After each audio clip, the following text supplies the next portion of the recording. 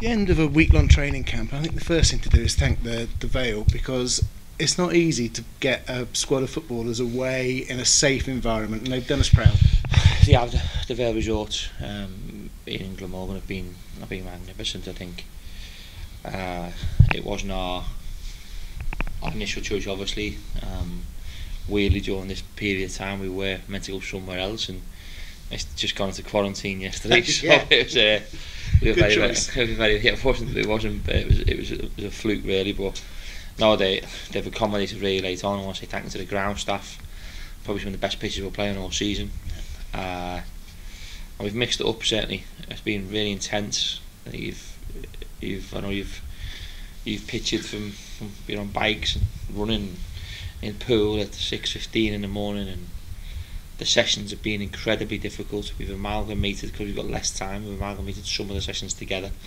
We normally split them up over a period of time. They've come through them really well. And then the gym sessions have been extremely hard, and sand dunes today is probably one of the hardest things I've ever seen. So it was the whole experience has been very good. Luckily enough, the weather up to now was sort of held off a little bit of a rain today, but that's not been too bad either. So Even the thunderstorm went round us on the first night, didn't it? Yeah, it was very surreal. There was thunderstorms coming up through the valley, and all of a sudden behind us and to the side of us we had an awful lot of clouds. We looked up and there was no cloud above ourselves. It was very surreal, but it's fantastic to be back. It really is. Really, this is a real strange group. We've not signed what people would foresee. I mean, no, Matt is part of our group last year, but there's no big names coming. But I've been more than happy with the business so far. There's a lot more business still to be done, but it's I'm really happy with it. So the fans at home will want to know about the two new lads in particular, Joel and Sean. They're athletes, aren't they? Yes, they all are. They've all brought something different to the team, which was needed. Sean's ability to cover ground. We've seen him in the gym today. We had Darren Campbell here yesterday, and we were watching him in the gym, and he was going, "Wow, he's some power on the boy," and he knows all about power. And then you've got Joel. Shocked me. I knew how good he was, but he shocked me. Amazing character. You'd think he'd been here for 2-3 years.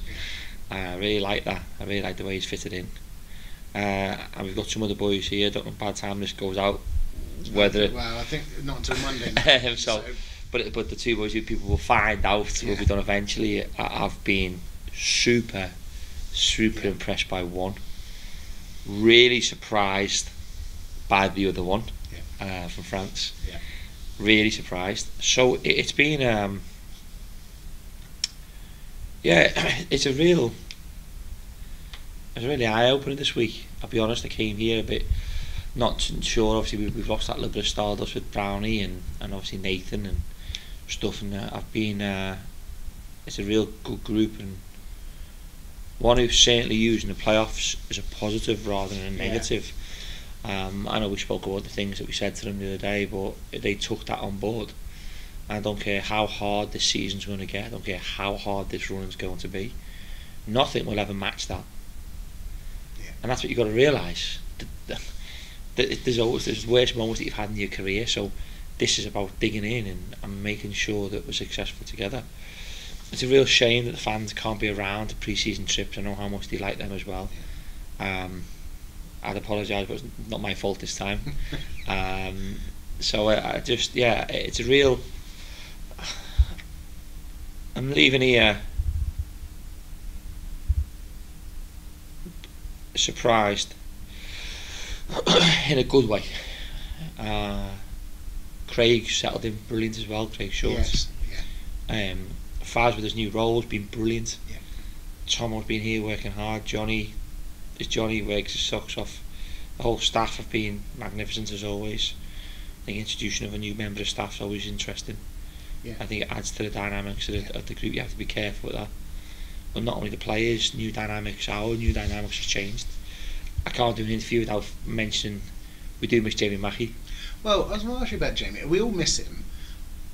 It gives room for others to grow as characters into the team, doesn't Yeah, it does, yeah. But I think he was such an infectious human being that he was great around any Probably situation. not the best phrase, given what's going on around the world at the minute. Yeah. He's a very charming individual. Yeah, Let's go with that. yeah, he's a very charming individual. No, but he's just, everything he does is just a pleasure to be around. And but no, there's just really interesting group building. Yeah. I think you can sense it. I'm not sat here shouting from the hilltops about how great we are, but I'm sat here really content with our work. I'm still saying to them, we need more. Someone might have to go to make way for that, but they know that. So it's about keeping your place within our squad and earning the right to wear yellow, and that's just the mantra that we all stick by, is that wearing our shirt has to be a very special moment for your career, not only because of what it stands for, because of the other people who wear it and the other people who support it and work around it. So it's been a really good week, and a lot more work to be done. We're nowhere near fit yet. There's still a lot of games. There's 6-7 games that we will be playing. So we're looking forward to it. Is that the end of phase one, the sheer fitness side of it now? Not really, no. I think obviously we've got another phase next week, another batch of 3, and then we've got another batch of 3 games. I think Sunday night, I'm sure we'll do an interview Sunday night, and that'll what you would foresee as being the end of the, or maybe the Crystal Palace game on the Tuesday, because that'll be another split game. But after that, I think we'll start having the look of the team being up after Palace. It'll probably change, and that's what 10-12 days from where we sit here today. It's going to be weird. We're going to start playing games, and there won't be fans. I don't think there'll be fans in the ground. Well, let's ask you. Do you think there'll be fans in when we kick off? Mad, Chris, innit? Because let's talk season tickets. Yeah. Do you buy a season ticket to support the club? But do you buy a season ticket when the financial world we live in right now is a mess? Do you buy a season ticket when you don't know what's around the corner and how many people will be allowed in? So, when the manager's unsure on start dates, how can you expect the fan not to be? Yet, the only thing that will be a probability is that there will be a progression leading back to higher attendances. Yeah. And the first people that will be allowed in will be the season ticket holders. Yeah. So it's a real. I know the club was so cool. We spoke to probably over 100 fans. Yeah. I'll tell you what I'll do. Oh God. Whoever gets a season ticket in the next, let's say, 6 days from today, our players will come to the house with them, all the staff. What, and deliver the season tickets? Or? Right. They don't know this. They can't go in the house. So. You can't go in the house, but I can't see why the players can't give something back. Because if my mum and dad, and I know my dad's jobs and my brother's job, right now it's a difficult world that they all live in. We're all the same, but we're worrying about what's around the next corner. My wife's business and everything is taken. It's hard. It's hard mentally, for families, for friends. It's a difficult and emotional world that we're in right now, and we're asking people to part money with the sport, right? But so if people are willing to do that, why can't we do something back? I just think it'd be quite cool if you get like say 100 of fans, and say you get 100 people in. Yeah, put a limit on it, because we might suddenly sell 3,000 tickets and. Yeah, but we get around them. Yeah, right. If we sell 3,000, I'll deliver 2,000 of them myself. So what we're saying then, the players, they have got busy schedules coming up, but to fit around that. Yeah, but next Friday, Saturday, Sunday, if you got the players, I don't know how I met. Listen, this is random. Yeah. The players, everything, but they mean so much to us. We know that, and I don't know what they cost. I don't know. I think, if I'm being honest, I think we need to be better with the communication of it and how you can pay for it and how we can deal with it. But no, I'm sure Friday, Saturday, Sunday, I'm going to drop 10 season tickets off. Drive around Oxfordshire. Lovely time of year. Brilliant. Why not? Yeah. We're not into the afternoon. Players have got most of the morning. So we'll get the mechanics of that sorted out over the next few. Cheers for that. We'll get the mechanics. I was up at 6 o'clock this morning. We'll get the mechanics of it sorted. Yeah, but the randomness of what we just said about training and there's listen, they meet the game's about these people.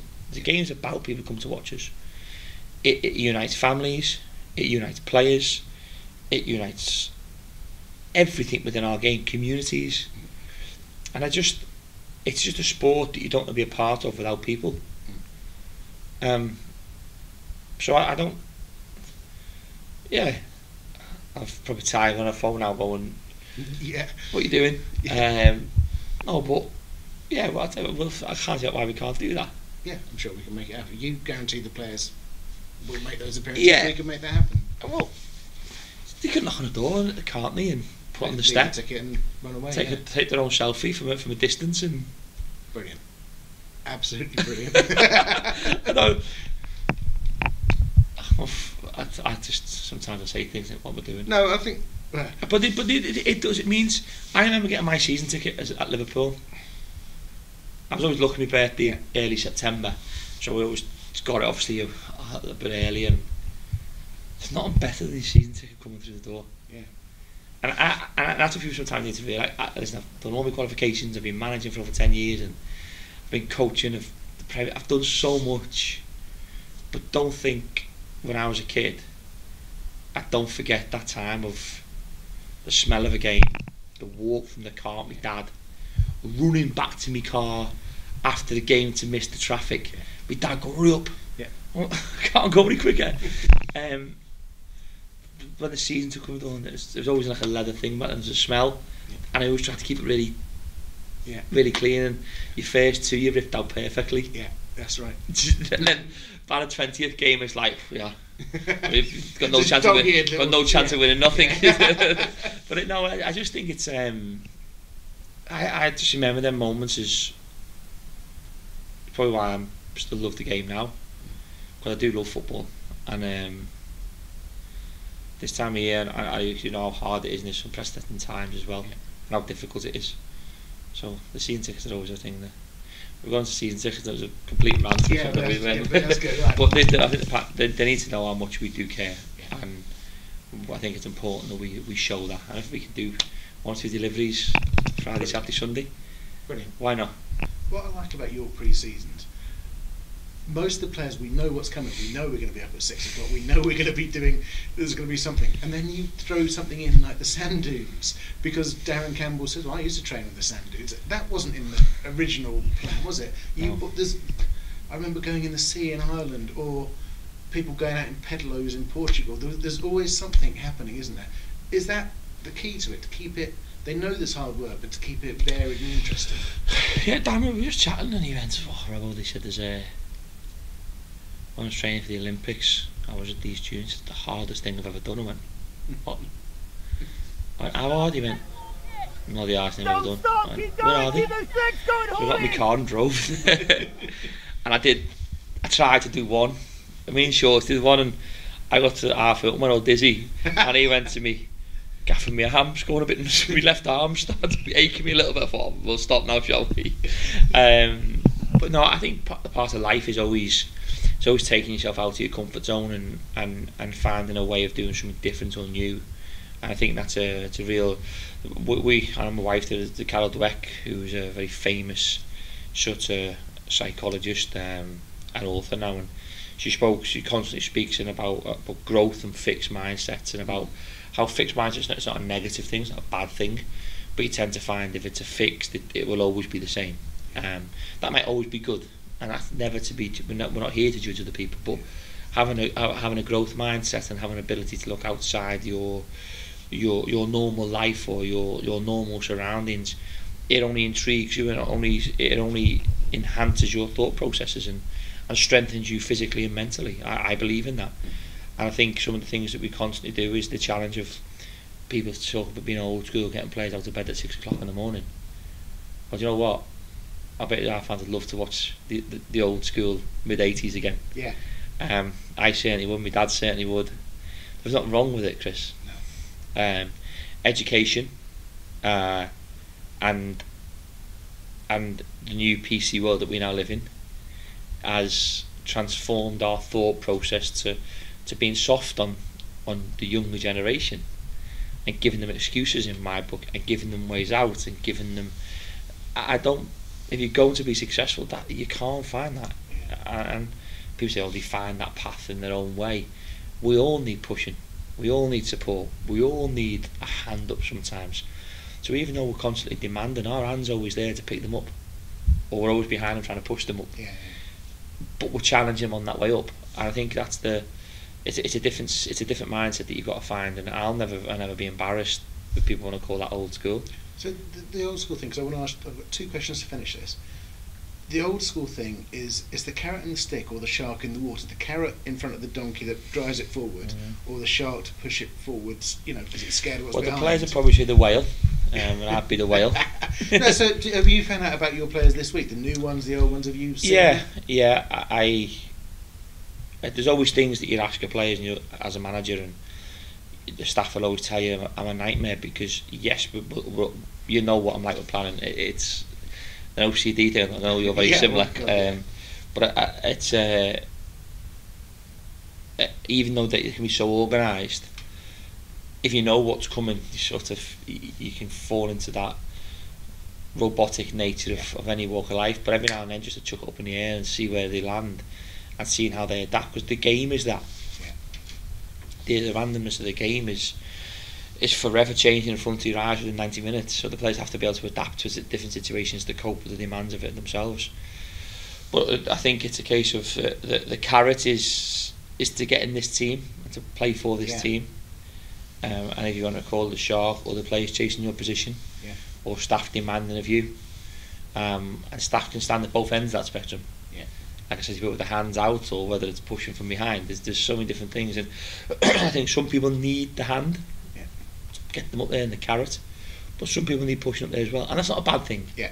And we've got so many different types of people at this football club that it's always nice that you can keep changing that. And I think it's something that we believe in at this football club. Our badge stands for honour, our badge stands for friendship, our badge stands for history, our badge stands for being united together constantly. And I think our history and our beliefs and our unity is something that can never be overlooked. We're going to lose. That's life. You might lose big games, small games. We've done all of that. But the one thing that stayed constant, the badge has never got any bigger or any smaller because of it. And the one thing I was proud of my players of is how we accept defeat. We accept it, and we speak about it. Some people say we're too honest with the media, but why can't? Because if I'm not honest, I'm away with the fairies. I don't see the things that are wrong. When I say what the things that are wrong, well, we can't be saying that he's too honest. But we do believe in that transparency, and the players understand that they don't perform. I see it, the fans see it, and there's nowhere to hide from that. Well, you're all about self-progression, improve. The last thing I was going to ask you, because I've never spoken about this yet. At Wembley, everybody was gutted. We were all on the side of the pitch, and you said everybody stays in, no going in the dressing room. You watch Wickham lift that trophy, and you went 10 yards closer to it. Is that self-punishment? Is that respect for the opposition? Is it? I don't know. What the thought process behind making everybody stand and watch that? And also, I'll chuck into this. You said to us all the first night here, we got so close, we didn't make it. Everybody's got to be better at their jobs this season. Every player, every member of staff, one little bit better. I just think in sport you go into battle always. And when you're in the professional industry, there's an element of respect that you always have. And this is why I lose respect for people within the sport. Because, like when we won, we turned the music off at the Wickham game. There's ways, and they beat us. Alright, an offside goal, an own goal, let's go feast. doesn't matter. Yeah, it's irrelevant. They're the reasons why we lost. Yeah. And I can come to you with all the answers and the reasons why. Some will be judged on other people's opinions on the game, but fundamentally that you lost. Yeah. So they deserve the respect from me and my team. Even though whilst I was showing them that, I just wanted that picture in my mind, and I wanted to get as close as I possibly could to it. The closer it got, the more it hurt, and it's something that will be a fuel and it'll be the extra logs that you chuck on in the winter. I'll never get that vision out of my mind. I don't want it out of my mind. People some say, "Oh, you need to get over it." Well, yeah, I'm over it. Yeah. I'm. Yeah. It's not. People might think, "Why you speak?" It's not a case of reflecting on the bad things. It's the drive that drives you forward, and I just felt that every step I got closer. I just needed to. I needed more to feel more. Yeah. There was. I'm proud of my players because they stayed. They stood up. They clapped. Yeah. And we walked in. Yeah. I went in their dressing room afterwards. I said, "Well done to them." Yeah. That hurts, obviously, but it's sport. It is sport. So I used to speak to Darren before, and he was saying about he dropped the baton in might have been won the Olympics. Yeah, Then. I remember him. And he said, reaching around and dropping the basket. yeah, and he said sport. He said, and these are things that when you look at things in life that they only self-motivate, and he used that constantly through his career, that it was something that drove him forward. And every time I spoke to so many people afterwards, and it's always something that I'm so proud of what we achieved last year. I'm so proud, and it'll go down a moment in my life that I'll never forget, and a moment that I'll always look back on with unbelievable memories. And even how sour it ended, it still doesn't take away from what everybody achieved at the football club. And that's not just the players; it's the attendances went up. It's the Premier League games that we played in, the sellouts that we had. It's the attendances that are going away from home increasing. Yeah. The club developing, the training ground developed. There's so many things off the football pitch last year that were so right, and I'm just as proud of everybody of what they've all achieved. So it's not an embarrassment to think, but I just felt that at that particular moment that it was a time that you had to show respect. I'll never change that. You'll always see me getting angry at football games when people don't show that element of respect. And that's, if you watch me over my whole career, I've never celebrated until I've shook somebody's hand, winning and losing. You'll see that always. You stand close to me. That means a lot to me. That when the day that I retire, somebody says that's not up that soon, but the day that I do retire, I'd like people to say that he always, during 90 minutes, he'd do whatever it takes to win. But the second that whistle was blown, there was honesty and integrity towards the opposition and respect, and that's something that I want, because I know it'll make my parents proud as well. So that's something that is just as important to me as anything else. But the team this week has really made me happy, and I look forward to getting my car tomorrow. We'll have a little bit of a social bonding in a bit, and a few quizzes going on and stuff. So we're staying here again. It's a different world that we live in. Can't go out for a meal together. So again, it's something different we've got to find. When I get in my car, when I get home, I'll look back but quite proud of what they've done this week, and that's a good place to be. And we look forward to next week, another hard week, and we look forward to getting the shin pads back on a week Friday. So we yesterday, and the games start then. So that's something we're really looking forward to.